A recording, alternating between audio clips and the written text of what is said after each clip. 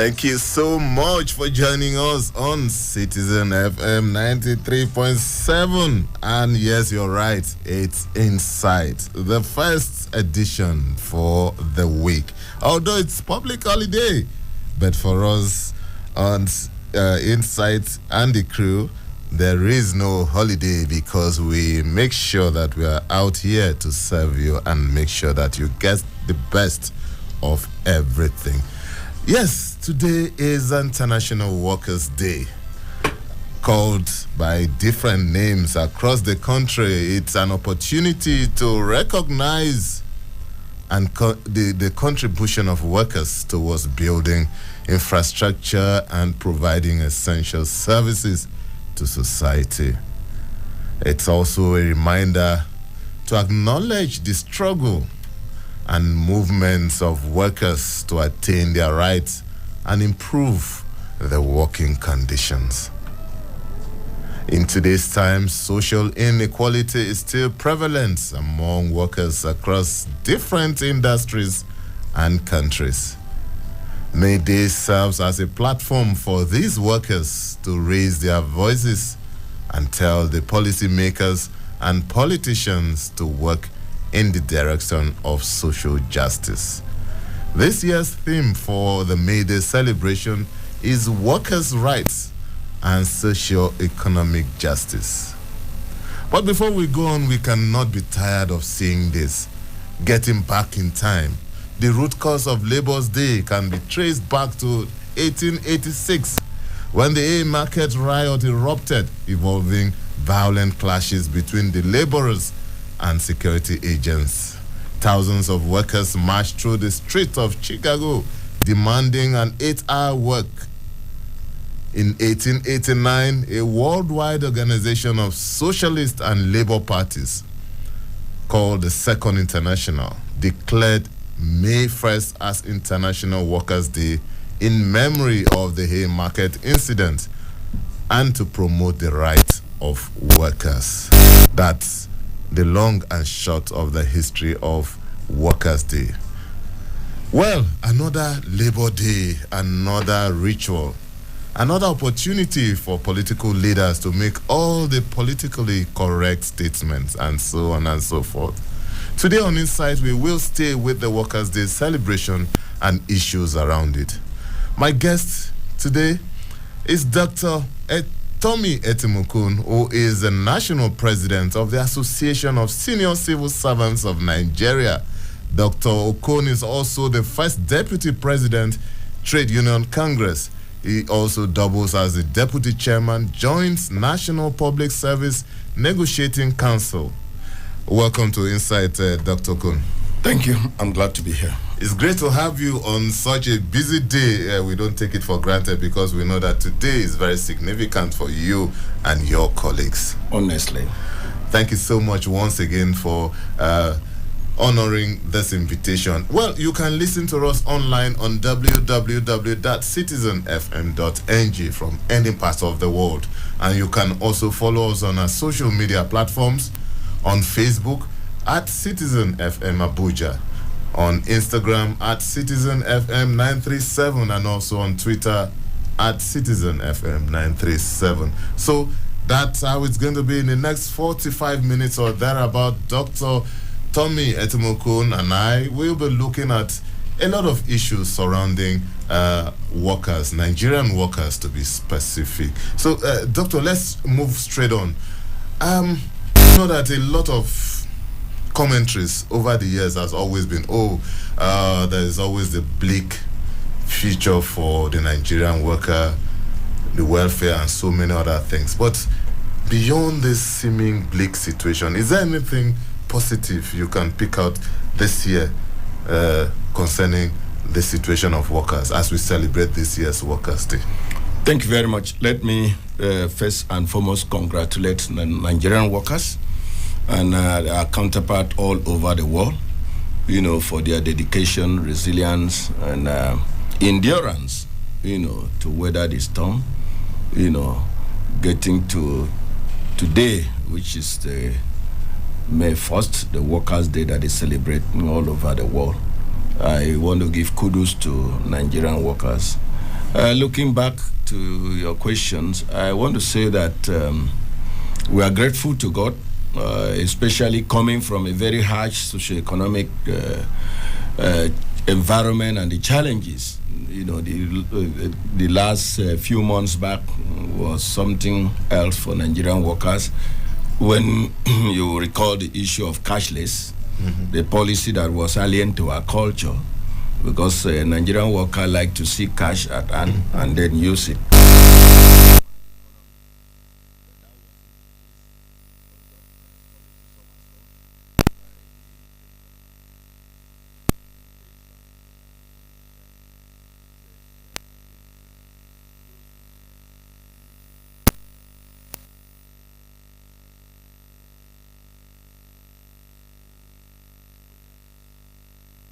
Back within the period, also smile.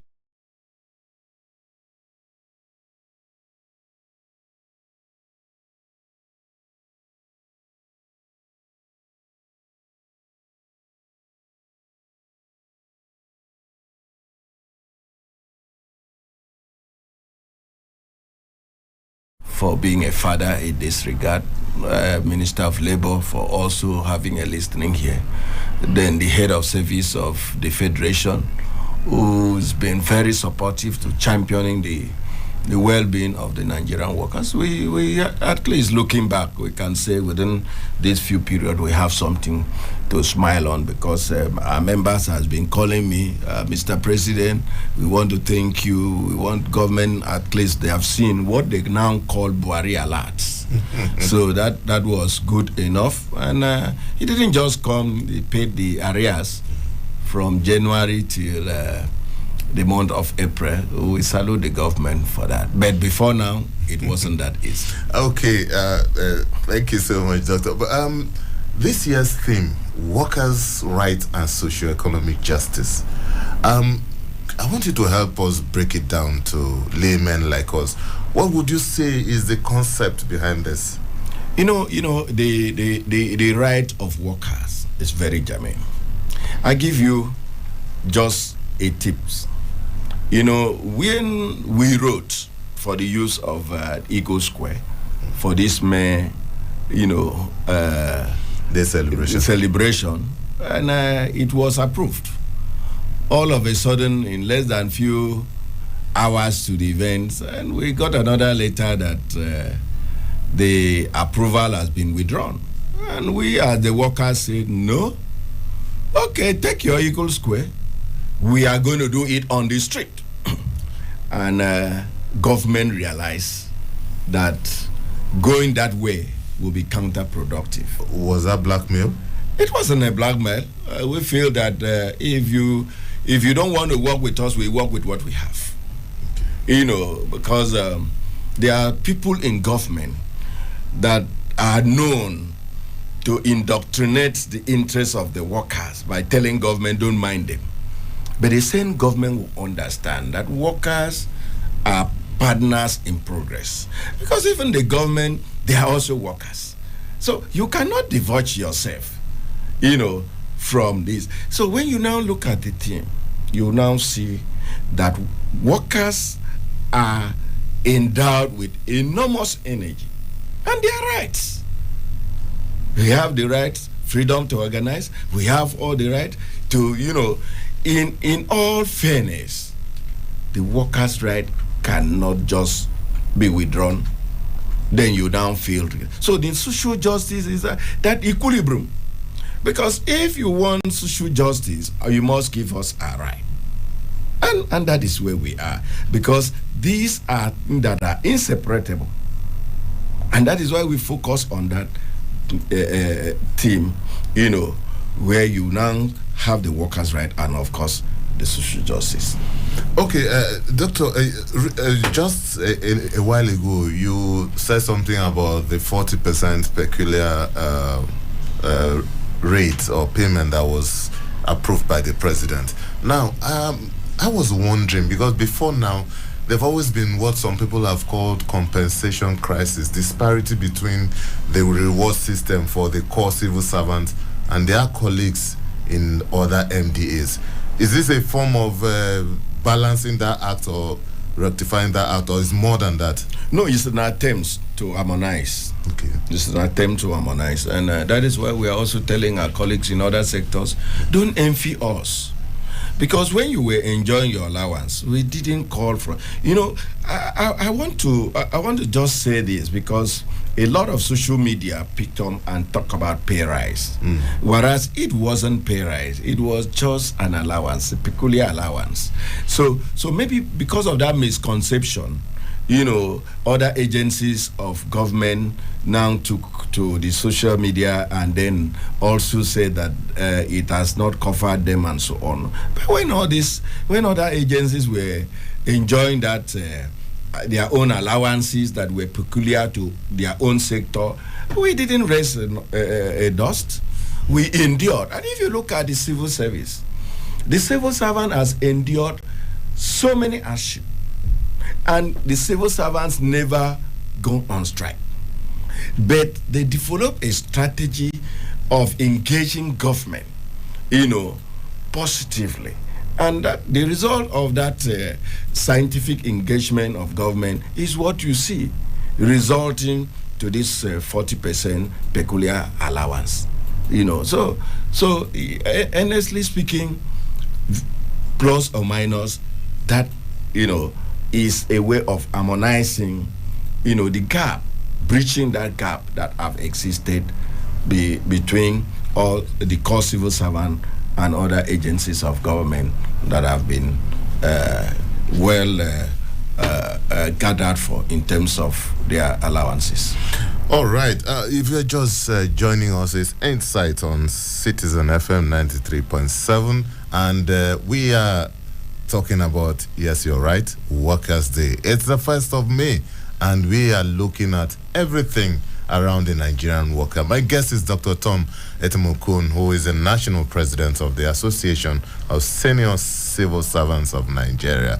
Dr. Kun is also the first deputy president, Trade Union Congress, and also doubles as the deputy chairman, Joint National Public Service Negotiating Council. So you can see that it's very suitable for this discussion on today. So you can send us a WhatsApp message. The phone lines will be open in the next 10 minutes, but WhatsApp messages are allowed, and also social media platforms are also very, very open now. You can interact with us on Facebook at Citizen FM Abuja, and also on Instagram at Citizen FM 937, and also on Twitter at Citizen FM 937. So that's what we've been doing. Don't forget that it's still Workers' Day across the world, and Nigeria is not left out. Even the FCT, the Eagle Square, is beaming with life with workers from across all sectors across the country. And Dr. Kun is also here giving us explanations to some of these things that we say. So, Doctor, now let's move on. The minimum wage in 2019, that was, I think, 2019 or thereabout when it was passed. But till date, we understand that some state governments are yet to honor that agreement, which is in fact a law in the country. Isn't this worrisome to the labor movement?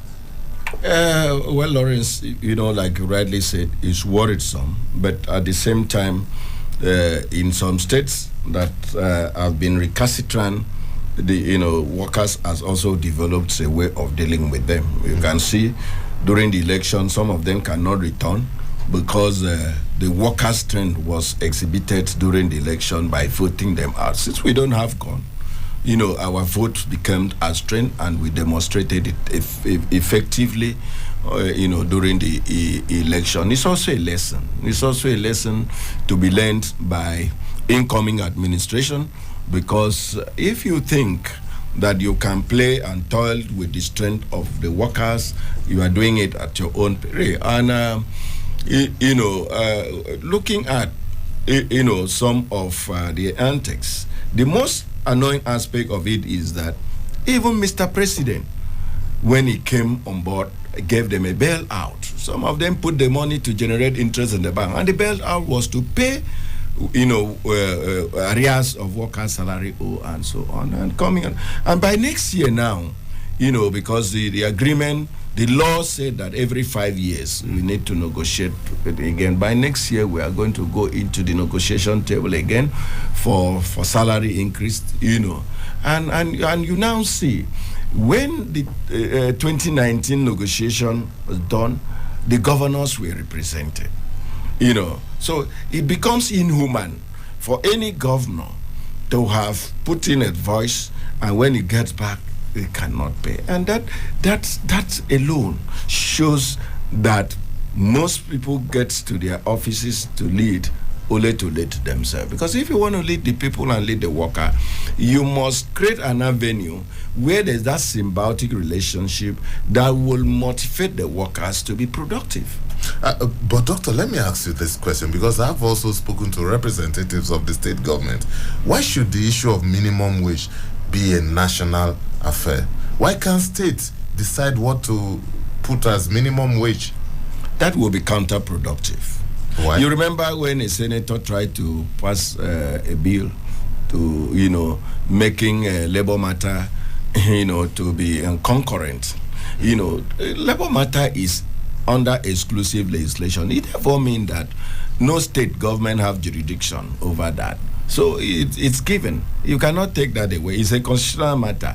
But that does not also stop. If you have the capacity, if the federal puts minimum wage at 30,000 naira minimum wage, and you have the financial capacity and capability, you can pay 50. It's not out of place, because you are motivating your worker. You want to be productive, and that is given. Okay, still talking about motivating workers, Dr. Tommy. One issue that has always been around anytime issues of workers are discussed in Nigeria is the issue of casualization of workers. You find it especially in the private sectors, across in the banking sector and so many other sectors. Is this a challenge that the labor movement cannot address once and for all? I know that over the years there have been some form of movements towards that. I think it's given. That labor law has been obsolete, and the review of the law have just been passed by Federal Executive last month Council, last month, and have been forwarded to the 9th Assembly. We just do hope that the 9th Assembly will expedite action to get it passed for Mr. President to assent to. Once that is done, the issue of casualization will be tamed. But it does look as if the 9th Assembly may not be in reality be able to do that. So we look forward to the 10th Assembly, or you're still expecting? Well,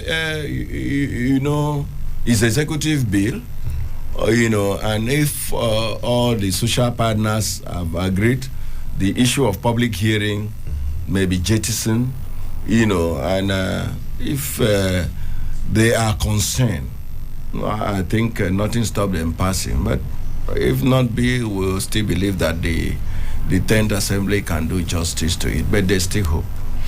All right. Thank you so much, Dr. Cole. We need to take a short break now. Insight will return in a moment, and when we come back, there are so many other issues concerning Nigerian workers that we need to deal with. And when we also come back, the phone lines will be open. My name is Lawrence Umotte, still Insight. Don't go away. We'll be back in a moment.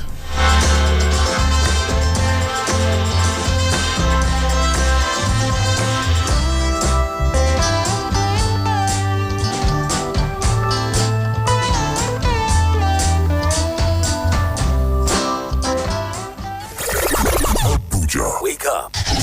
Reach out. Speak up. Speak out. You are the voice of a new generation. And this is your station. Talk Radio 93.7 Citizen FM. I say get out of my house. And we don't get out. He go hard in you. If you make a 10 slap on me, something go scatter in the Wakane ye ram shingam we ni kaye oro duela Miduega ataviwe. Angbanev de yerin kwayan shingan pagachi do emi sitima myongo hin ate utiv sha itioki Citizen FM 93.7 radio kashin owan Angbanev kwa ngwan kwa ma hene kwa chi ama chotom ihemion danza ahwa aha ate utiv chi kati wase sha itioki Citizen FM ate utiv chi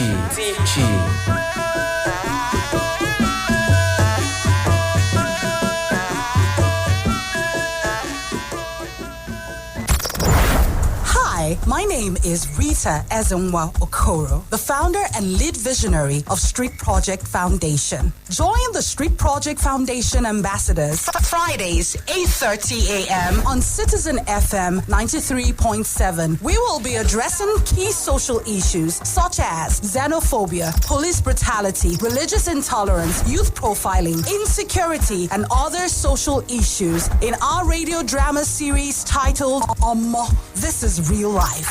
Remember, Fridays, 8:30 a.m. on Citizen FM 93.7.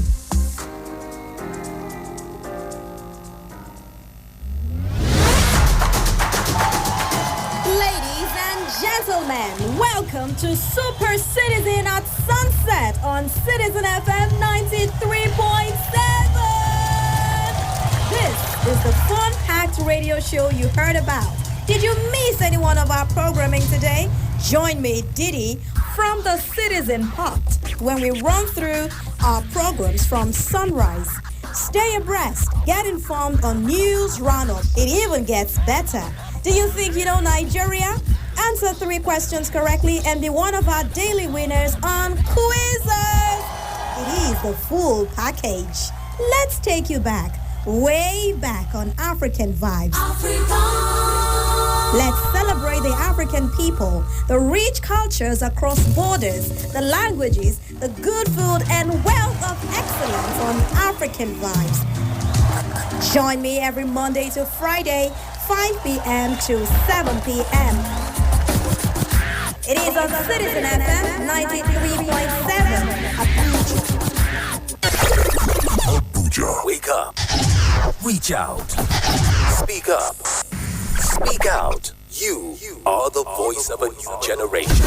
And this is your station. Talk Radio 93.7 Citizen FM.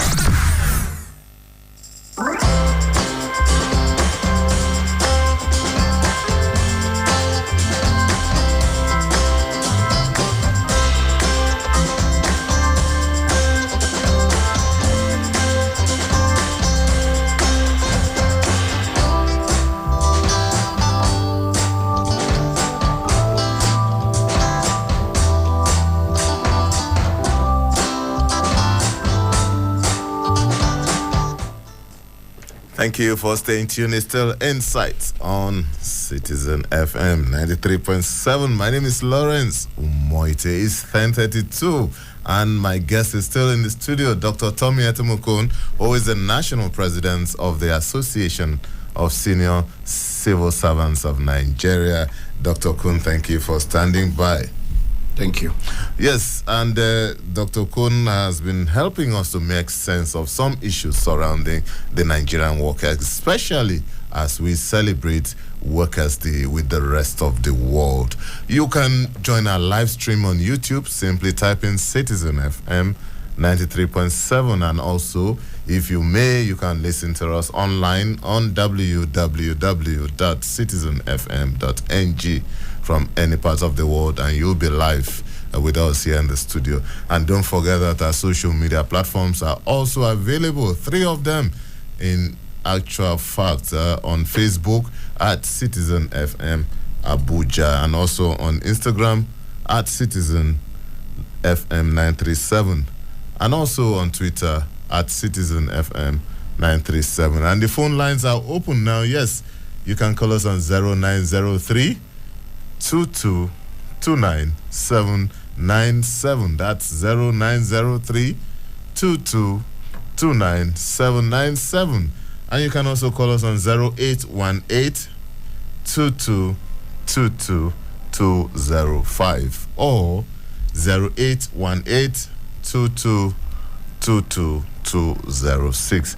Any of those numbers, let's talk. Our guest is Dr. Etomo Kun, who is the national president of the Association of Senior Civil Servants of Nigeria. Dr. Kun, another issue when we talk about the Nigerian worker, although technically you may not call them the Nigerian workers again, I'm talking about pensioners.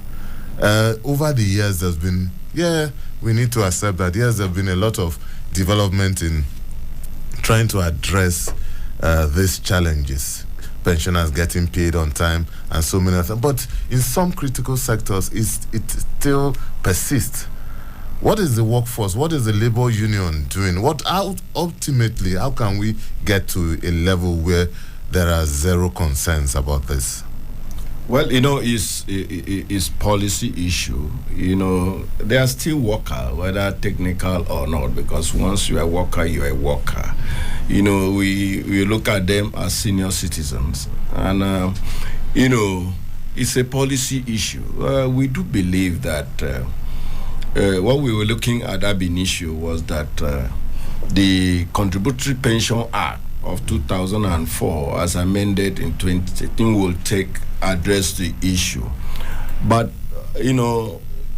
going forward, we do believe that once the first of all these challenges is stepped aside and we have government that will really show concern about the pensioners. They have a union now. This government has approved the pensioners union, which we do believe that they are also championing, their cost and their welfare. It is sometimes worrisome that you have put in your all while in service.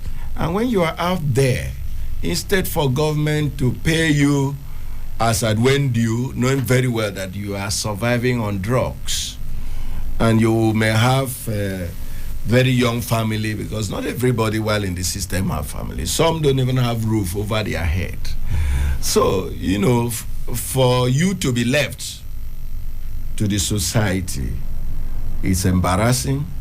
It shows the insensitivity of the government towards the well-being of the pensioners, and it is not good. Yeah, Dr. Kun, I remember that the last time, or is it the first or second time you were on this program, you raised concern about the issue of gratuity of civil servants or workers generally.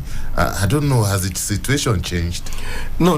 We are still on it. Our struggle continues. But the good thing is that it has been confirmed, even by Pension Commission, that the 2024 Contributing Pension Act did not stop the payment of gratuity. Okay. It was just negligent on the part of the union, those who were the union leaders there. Maybe they didn't read between the line. But when we came on board, we interrogated the act, and we discovered that there's that gap. Because the act did not stop it, and the government is also doing something about it. We can say authoritatively that when the new act when the amended act will come to force, the issue of gratuity will be restored. So would that mean that those in the past will get paid, or to start afresh, or what? Well, we are still going to look at it, and you don't make law, to favor it depends on the effective date, which we need to look at it. But whichever happen, as far as gratuity is restored, the workers will be very happy. Okay, if you're a worker, that's good news for you, that something good may be coming. In addition to the 40%, this is the best time to be a worker in Nigeria, at least hardcore civil servants. The numbers are still open. You can call us on 0903 2229797. You can also call us on 0818 2222205 or 0818 22206. It's Workers' Day, and we are looking at the situation around. Okay, we have a caller here. Let's see. Hello, good morning. Hello, good morning. Good morning. Hello, good morning. Oh, okay. I think we lost that. Maybe you can call back, and please, when you call back, help us to hear you clearly by muting your audio, the audio of your radio set, so that we would get a clear signal from you. The numbers again: 0818 2222206 or 0818 22205. You can also call us on 0903 2229797. And don't forget, you can also send us a WhatsApp message. There is one, yes, we have a message here from Dr. Oji, who is writing in from somewhere in Asokra. I can't get the place here. He says, thank you so much, Citizen FM, for this opportunity. It's interesting listening to Dr. Tommy Okun, a very articulate young man. We have been following his progress in the movement, and we pray that God will always be his guide. Thank you so much, Dr. G, for your kind words on behalf of Dr. Okun. And so we are moving towards, I think we have about 15 minutes to wrap it up. Doctor, it's always okay for people, for workers, for critics to always hit the government. Oh, the government is not doing this to the worker. Oh, the plight of the Nigerian worker. But then there's this question: how productive is the Nigerian worker? Well, Lawrence, thank you very much. A worker is productive depending on his operating environment, where you combine what I call the 3E component of labor management relations: the energy, the environment, and the economy. If you give the worker a prerequisite skill that is not a felt need, that is under need assessment, the worker will be productive. If you give a worker a conducive operating environment, the worker will be productive. If the economic well-being of the worker is taken as a top priority, the worker will be productive. While I'm combining these 3 E's, because if the worker have a good pay, the worker will be able to save. And if the worker save, the bank will have money. And if the bank have money, the bank can borrow money to manufacturing industries, who will in turn create wealth, and then the informal economy will strive. But if you end up in narrowing and say that workers are not productive without taking cognizance of this, no matter how you want to do it, the operating environment for a worker is fundamental. I give it to you, Lawrence. Look at the insecurity in the land today. And you feel that Nigeria will walk and close their eye, where you put in a lot of energies to work, and you are still entertaining fear behind you because you don't know whether you'll be kidnapped on the way to office, in the office, even in the socials. Where the environment is not safe, you cannot be productive. And if the take-home pay does not justify what your family will appreciate, how will you pay your school fees, your children's school fees, your rent? And at the end of it, these things can demoralize you to the fact that you cannot put in your best. Come to think of it again, you put in all your best, then the productivity gain sharing is not there. Management don't feel that they should motivate you. Do you know that a single letter from management to you that you have done well can change your psyche and you become so productive. And it can also create unhealthy competition among your colleagues. But management don't look at that. They just focus on money as if everything. A plow to Nigerian worker, a worker who are the best worker of the month, the best worker of this. Those things can change the mindset of the worker, and a worker become productive. So it is wrong to say that Nigerian workers were not productive. I can tell you for free that they are productive. Very, very productive. Okay, Doctor, let's move a step further. Well, okay, you say it's wrong to say that, but is it also wrong to say that corruption thrives in the country? And when I talk about the country, every aspect of the country.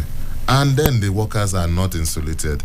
We've seen a situation where Nigerian workers, government workers, are so rich, and you begin to wonder the source of their wealth at the end, or even while still in service. Some of them send their children abroad, and we all know how much civil servants earn, how much government employees earn. So what do you say about that? Yes, we know that the people down the road may not be well compensated, but the few ones at the top may have been taking everything that may be meant for others down the road. Well, you know, a man is a product of his environment. That is what sociologists say. Mm-hmm. If you find yourself in a good environment, you are good. Because environment can corrupt you. And let me also let people know, it's not because you see a civil servant drive good car, you think that he steals money. No. Sometimes it could be the brother's car, it could be the friend car. You know, in those days when we were growing up, they say, "Boro boro make me shine." Because those days, people used to borrow somebody's shoe and suit and wear. So when they come to an event, you can say that, this man is dressing well. But in all honesty, he borrowed. You know, because civil servants know how to manage anything. If they can survive 30,000 naira minimum wage, they can survive anything. If they can survive a harsh socioeconomic environment, they can. But so the issue of corruption is not just to be focused on the civil servant. And let me tell you, no civil servant can sit down and then raise a memo, approve it by itself, and go to bank and sign check and collect money. No, there are processes. So if there's gap in the process, you cannot blame the civil servant in totality, because you can see a politician will come, 4 years, is living, retiring with all pensionable, all gratification, and everything within 4 years. And you work as a civil servant, 25 years you can build house, 35 years you retire, 60 years you retire, whichever comes first, and no roof over your head.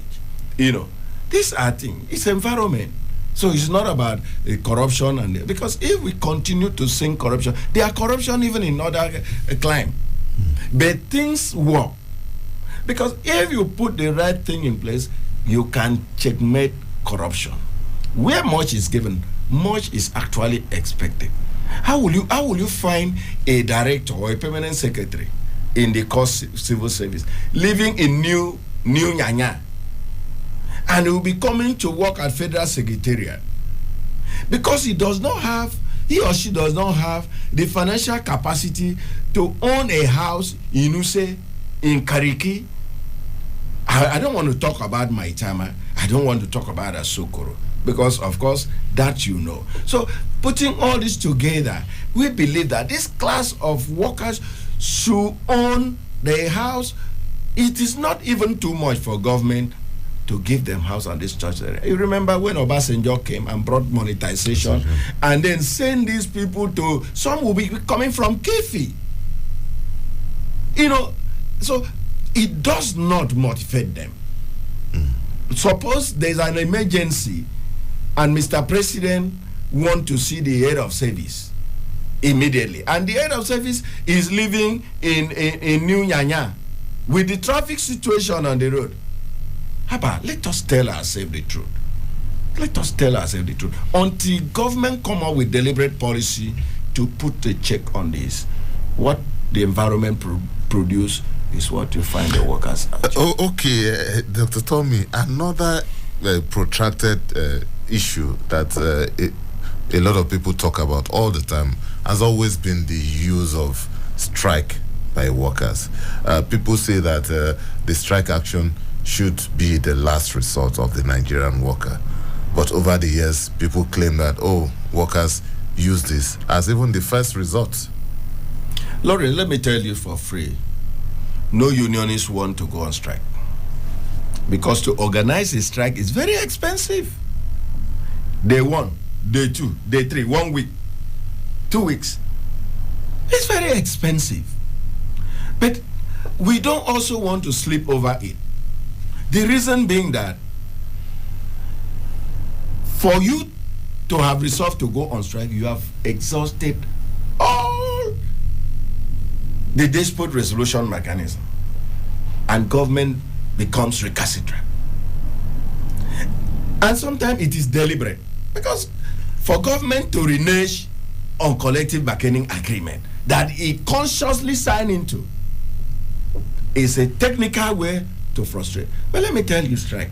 If you combine the cost of strike and vis-a-vis the financial loss to government, it's huge. And that is why a sane government must look into ensuring that there is no strike. There is no strike. A worker don't want to go on strike. They don't even like going on strike. If you go back to tell us why they went on strike, if you ask them, they will tell you it was more expensive because they denied themselves the right, the family, privileges and right, and so many other things. Their life at risk. Who want to get some edge on this thing? If government is sensitive to that effect, and you are now telling us no work, no pay. Agreed. Then we said, okay, no pay, no work. Is that a problem? So that looks like the argument of the chicken and the chick. Which one comes first? So, but in the midst of all this, it's the society that suffers. Absolutely. The society suffered because the managers of the society themselves have decided. Policy is what you want, work. And it is also what you want, not work. So, for you to have come out with any policy, you've known whether it's going to work or not. From the conception, because it is the elites that are involved in all the policy making process. I'm a policy expert. I can tell you for free.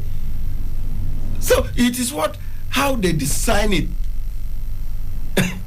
It's how they design it. You just take, for instance, the economic was already in a mess with inflation and all those things. And government come up with financial policy that called cashless. And within the twinkle of time, the alarm was all over the place. Because it would have sent people to early grave, if not the intervention of the court and Mr. President yield to it. But they were narrowly looking at the politician. But the politician was not well hit because most of them had hard currency at their peck and come. But the worker never had CC. Even soft currency. Oh, I'm happy you know that, Lawrence. Okay, Dr. Koda, we are really pressed for time. Before we go, you are involved in the negotiation on behalf of civil servants, on behalf of the Nigerian worker at the highest level. A new administration is coming in. What kind of feelers are you guys having with the new administration? Do you think this administration you can work with it, or are there plans? What are you doing? What are you looking forward to this new administration? Well, Lawrence, we have presented a charter of demand to the new administration during the electioneering campaign. Okay. And we are also hopeful, very hopeful, that Asiwaju Bola Ahmed Tinubu, being a team player, will know the strength of Nigerian workers and will be able to appoint those who will work with him diligently and be able to tell him the truth where he goes wrong, not sycophants who will say, Your Excellency, you are doing well, even when the man has the rare. So that he will look at his policy document and then set in motion the work plan to achieve, those policies. Because one thing is for you to have the policy, but if there's no work plan to achieve it, it becomes just a mere paper. So we believe too that he will know that building infrastructure without commensurate pay and taking care of the worker is effort in futility, because those infrastructure are going to be manned by the worker. So the interest of the worker should be in the top priority of the government. And of course, should also have at the back of the mind that by next year, we are coming on the issue of pay rise. The minimum wage negotiation will be 5 years, and we'll get it by next year. You should have that at the back of the mind. Then the incoming administration should not dwell on borrowing, because what we have seen, a deficiency of this government is over borrowing. They should go into productive venture that will encourage Nigerians to be very productive and consume less, rather be manufacturing for export, where we can earn foreign exchange and then strengthen our naira. That will reduce unemployment and underemployment. And if that is done, definitely there will be socio-economic boom and the government will be celebrated. But anything outside that, of course, the implication. All right. We hope that things will go according to plan for the betterment of Nigeria. Thanks so much, Dr. Tommy Etim Okon, for your appearance on Insight today. Dr. Okon is the national president of the Association of Senior Civil Servants of Nigeria and is also the first deputy president, Trade Union Congress. He also doubles as the deputy chairman, Joint National Public Service Negotiating Council. It's been a pleasure talking to you, Dr. Okon. Thank you so much for coming to the program. Thank you. Oh, well, that's tomorrow.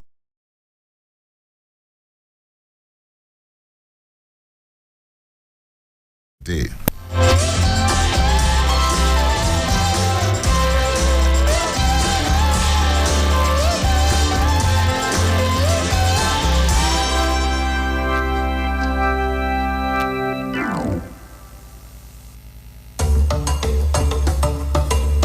Hello, Abuja. You are listening to 93.7 Citizen FM.